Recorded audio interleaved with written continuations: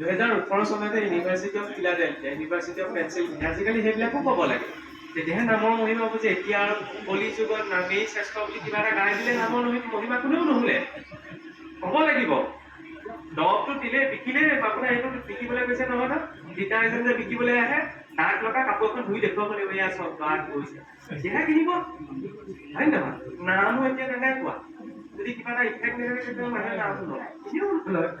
এইখনত বহি পেলাই ভয়ে কৰি থাকে না, পাঁচ পঢ়া সময়তে তেনেকুৱা অৱশ্যে হয় স্থিৰ সুখ আসন আমি বেলেগ পৰিৱৰ্তন কৰাৰ কাৰণে আমাৰ ভগৱতৰ আগতে কিছু পথ দিয়ে, কুকৰ আসন আছে, এইখনত ভাল প্লাষ্টিকৰ এখন যে দিয়ে,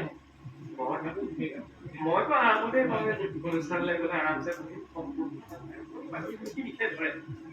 মন ক'ৰ পৰা নিয়ন্ত্ৰিত হ'ব যদি এইখনেই টান হয়। সেইকাৰণে বাকীবিলাক পৰিৱৰ্তন কৰালে এইখন পৰিৱৰ্তন হয় বহা জেগা। এতিয়া চাওক university of Philadelphia, university of Pennsylvania কি কৰিলে, দুজন বিশ্ববিখ্যাত মনোবিজ্ঞানী এতিয়াও জীয়াই আছে বাৰু, ডক্টৰ কুইং আৰু ষ্টেইনবাৰ্গ ৰিলেশ্যন আছে। চাওক কি কৰিলে, প্ৰায় 4000 মানুহৰ ব্ৰেইন ডাটা কালেক্ট, প্ৰথমটো গ্ৰুপত মানে 6-7 বছৰৰ পৰা 12 বছৰ বয়সলৈকে আছিল ষ্টুডেণ্ট লাইফটো, আমি যিটো সৰু শিশুকাল বাল্যকাল কাল বুলি কওঁ। তৃতীয় গ্ৰুপত 22 বছৰৰ পৰা 60 বছৰলৈকে আছিল প্ৰাপ্তবয়স্ক, আৰু চতুৰ্থটো গ্ৰুপত মানে 60 বছৰৰ ঊৰ্ধ্বৰ, আৰু তেওঁলোকৰ ডাটা ব্ৰেইন ডাটাবিলাক কালেক্ট কৰি তেওঁলোকৰ ব্ৰেইনৰ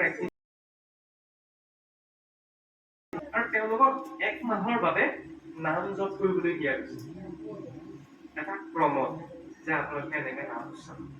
তাৰপিছত সেই চিডিউলটো ফ'ল' কৰাৰ পিছত যেতিয়া এমাহৰ পাছত তেওঁলোকৰ পুনৰ ব্ৰেইন ডাটা, মেণ্টেল ষ্ট্ৰেংথ হওক, মানসিক শক্তি হওক, কিবা এটা সিদ্ধান্ত ল'ব পৰা ক্ষমতা হওক, স্থিৰতা হওক, ধৈৰ্য হওক, সেইকাৰণে কৈছে নাম লোৱা মনে ভাই নামৰ বিধে গৈ কিনে এনেও, গতিকে নাম ল'ব লাগে। এনে নহয়, কিন্তু নাম লোৱাৰ এটা পদ্ধতি আছে,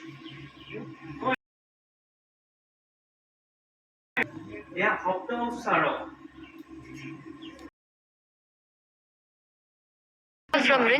নাম কেনেকে লয়